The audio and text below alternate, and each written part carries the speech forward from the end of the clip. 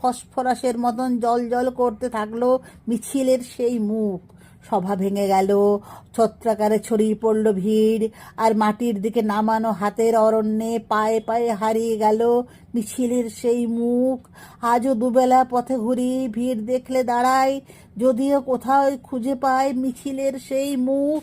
কারো বাঁশির মতো নাক ভালো লাগে, কারো হরিণের মতো চাহনি নেশা ধরায়, কিন্তু হাত তাদের নামানো মাটির দিকে।